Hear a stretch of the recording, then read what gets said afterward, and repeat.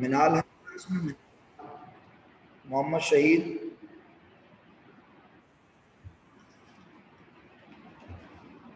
मोहम्मद शुएब, मोहम्मद हरमैन, मोहम्मद मशहूद,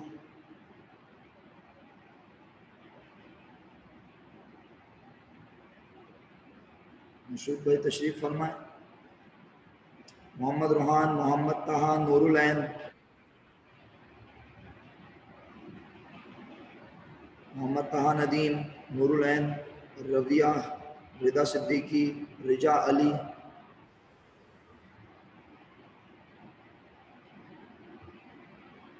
रविया नहीं है क्लास में, ओके। साहिल समर शास,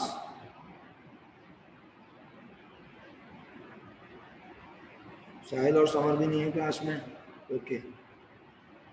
सैयद अब्दुल्ला शाहिद, सैयदा अमल आसिम जैदी, सैयदा मुनाहिल आसिम जैदी, सैयदा जहरा रिजवी। समर साहब सो रहे थे, उठ गए?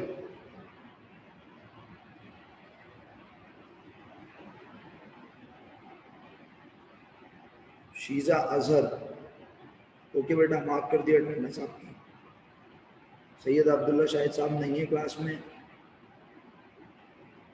जहरा रिजवी है,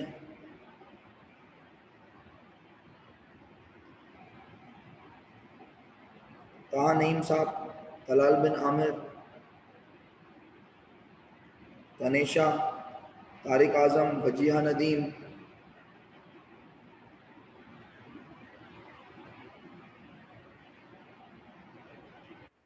तनेशा नहीं है, तारिक आजम साहब हैं, वजीहा हैं, वलीजा और जहरा।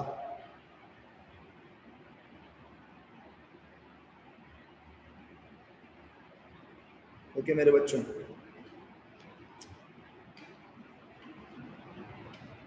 काफ़ी लोग एब्सेंट हैं क्लास में, बहरहाल चलें।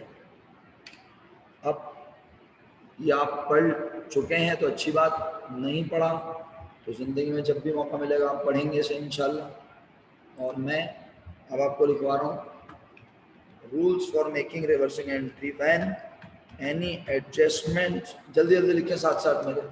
When any adjustment debit side shows, when any adjustment debit side shows receivable, सही है, रिसीवेबल क्या, commission receivable, comma prepaid, comma supplies, receivable, prepaid, supplies, सही है, क्योंकि सप्लाईज से पहले प्रीपेड नहीं लिखा होता। तो when any adjustment debit side shows commission receivable, rent receivable, इस तरह का कोई भी अकाउंट हो, ठीक है, तो that entry will be reversed, that entry will be reversed, that entry will be reversed with the same amount on the first day of next accounting period। या आ गया आपका 1।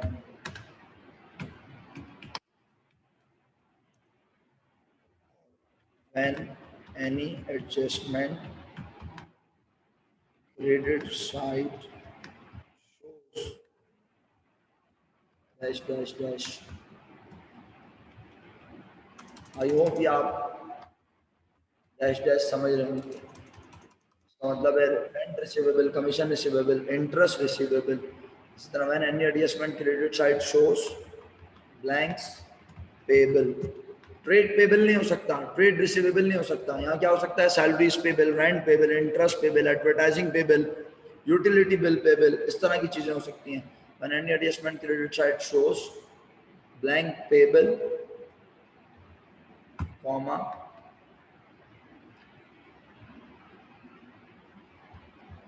unearned, याद रहे पेबल कहाँ नजर आए, क्रेडिट साइड पर, unearned कहाँ नजर आए, क्रेडिट साइड पर। सही है, पेबल कहाँ नजर आए, क्रेडिट साइड पर, अनअर्न्ड कहाँ नजर आए, क्रेडिट साइड पर, unearned dash dash dash. Prepaid के आगे डैश डैश मार्क नहीं किया था, वहां भी कर सकते हैं, प्रीपेड डैश डैश डैश। तो हम कहते हैं कॉमा दैट एंट्री, सेम चीज कॉपी कर देते हैं।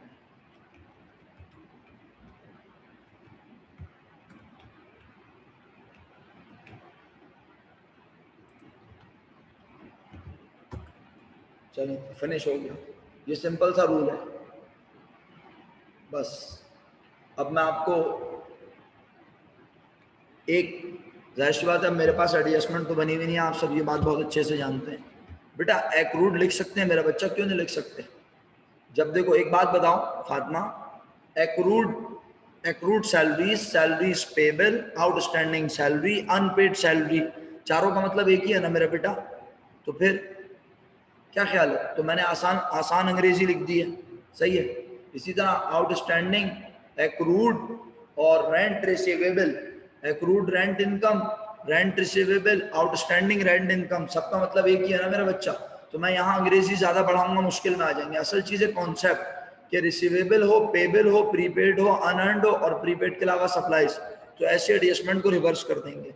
अब आपसे मेरी रिक्वेस्ट है कि आपके सामने इस सवाल की एडजस्टमेंट यकीनन होंगी। कौन सा सवाल?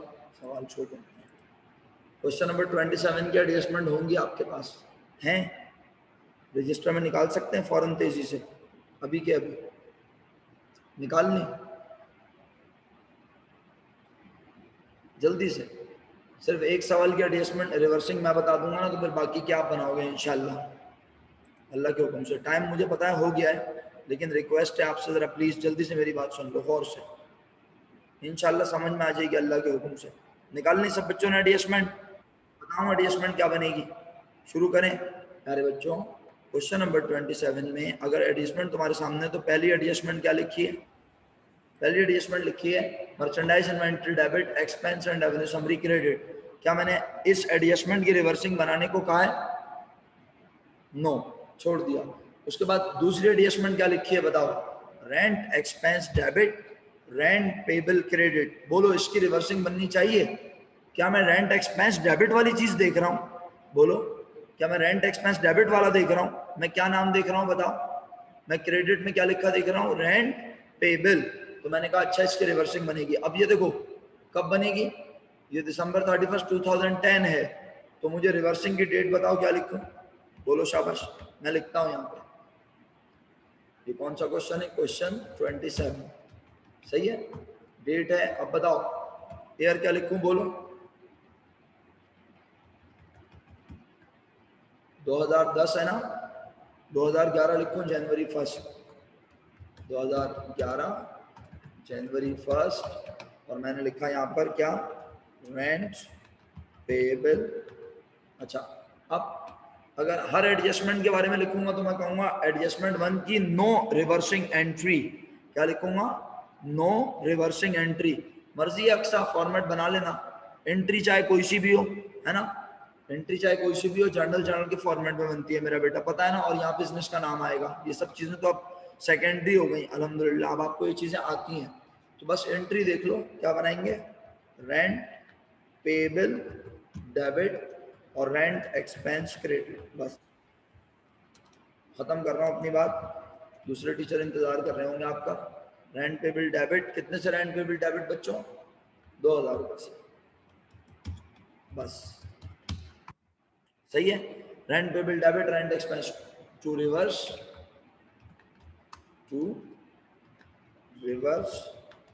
रेंट पेबल, बस इतनी सी नरेशन समझ आ गई?